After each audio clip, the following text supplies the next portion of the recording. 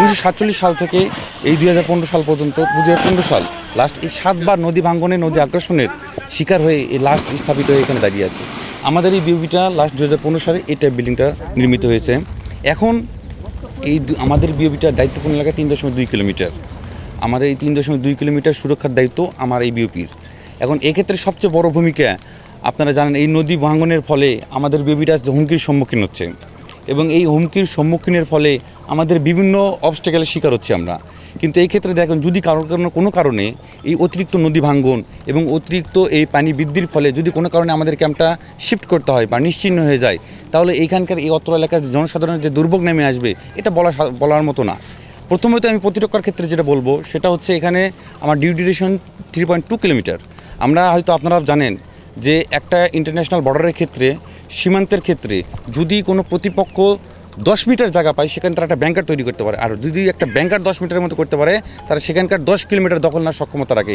সেই ক্ষেত্রে যদি এই ক্যাম্পটা নিশ্চিহ্ন হয়ে যায়, 3.2 কিলোমিটারটা অরক্ষিত হয়ে যায়, সেক্ষেত্রে ইনসাফ করেন এখানকার চাঁপাইনবাবগঞ্জ অন্তর্গত এই যে গোদাগাড়ি থানাটা আছে, এখানে কত কিলোমিটার জায়গা আমরা এভাবে হুমকির সম্মুখীন করে দেবো।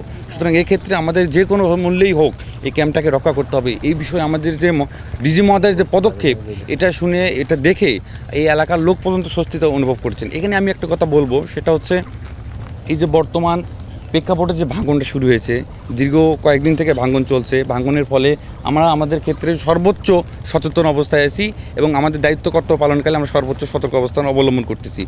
এই কিছুদিন আগেই এখানকার জনপ্রতিনিধি এবং গ্রামবাসী তারা আমাদের ক্যাম্পে অনুসরণ আমাদের কাছে আসে এবং তারা তাদের এই যে কষ্ট, এই যে দুর্দশা, তাদের এই বন্যার পানি বৃদ্ধির কারণে হাজার হাজার বিঘা জমি তাদেরকে পদ্মা নদীর মাঝে বিলীন হয়ে গেছে। তারা এখন দুর্বিষহ, খাদ্য পাচ্ছে না, তারা বস্ত্র পাচ্ছে না, তারা অন্ন পাচ্ছে না। এই যে শিক্ষা প্রতিষ্ঠান, সেখানে 2টা শিক্ষা প্রতিষ্ঠানে তারা বাচ্চারা যদি খাদ্য না থাকে, মৌলিক চাহিদা অন্ন, বাসস্থান, শিক্ষা এগুলো যদি না থাকে, তাহলে কীভাবে এখানে জীবিকা নির্বাহ করবে? এই বিষয়ে তারা আমাদের ক্যাম্প কমান্ডারের কাছে খুব সুবিনয় স্বরে জানান।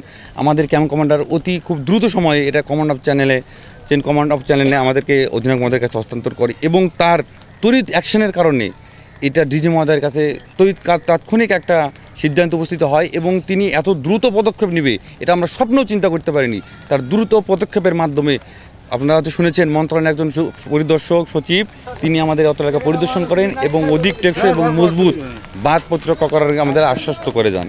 এক্ষেত্রে আমরা আমাদের ডিজি মহোদয় যে কাজটা করে যে কাজটা করলেন, এক্ষেত্রে তার একটা ফেয়ার্স আছে। আমরা জানি BGB will symbol of border security and confidence, অর্থাৎ বিজিবি হবে সীমান্তের নিরাপত্তা এবং আস্থার প্রতীক।